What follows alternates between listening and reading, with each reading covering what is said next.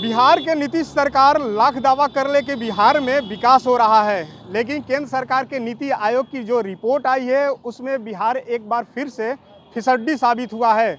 नीति आयोग की रिपोर्ट पर विपक्षी दलों ने सरकार को घेरना शुरू कर दिया है। इसमें कोई आश्चर्य का विषय नहीं है। बिहार को फिसड्डी राज्य बनाने के लिए नीतीश कुमार को जितना प्रयास करना था उन्होंने किया, और बिहार की जनता जानती भी कि बिहार विकास के पैमाने पर फिसड्डी राज्य है, और इसीलिए दंड भी दिया जनता ने कि बिहार के इस चुनाव में नीतीश कुमार को तीसरे दर्जे की पार्टी बना दिया। लेकिन नीतीश कुमार तिकड़मबाज और मैंडेट का अपहरण करके के पूरा सत्ता पे काबिज हो गए, और यह चौथा कार्यकाल बिहार को अंधेरे में ढकेल देगा, जिसको बरसों लगेगा हम लोगों को वापस बिहार को रास्ते में पर लाने में।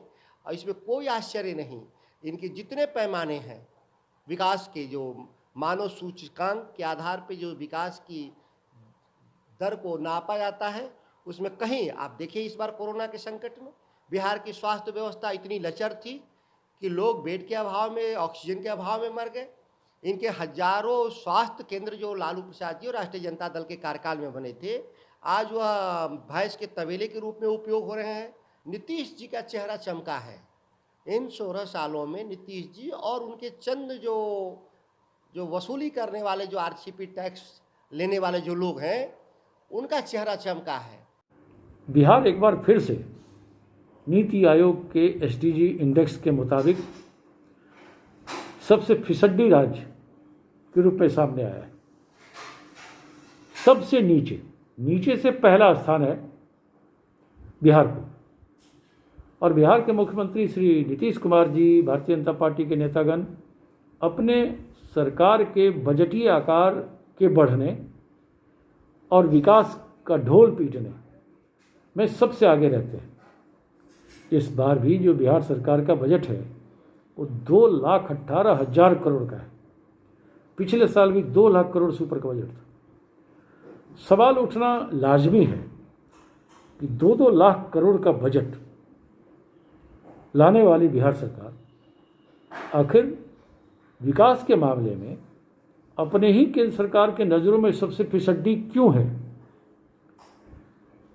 यह कांग्रेस का आरोप नहीं है या विपक्ष के अन्य पार्टियों का आरोप नहीं है कि बिहार सबसे फिसड्डी है।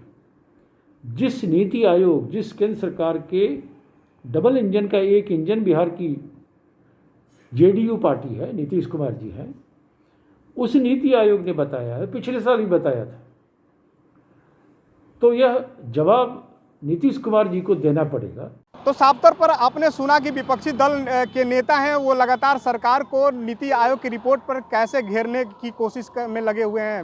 विपक्षी दलों का कहना है कि लगातार सरकार भले ही बजट को लेकर अपना पीठ थपथपाती हो कि 2,00,000 करोड़ से अधिक बिहार का बजट है, लेकिन जो केंद्र सरकार की जो नीति आयोग है वो बराबर जब रिपोर्ट सौंपती है तो उसमें बिहार कहीं ना कहीं अन्य राज्यों की अपेक्षा हमेशा फिसड्डी ही साबित होता है। अब विपक्षी दलों के नेताओं के आरोप पर सरकार के तरफ से क्या कुछ प्रतिक्रिया आती है वो तो देखने वाली बात होगी। अरविंद राठौर, ईटीवी भारत, पटना।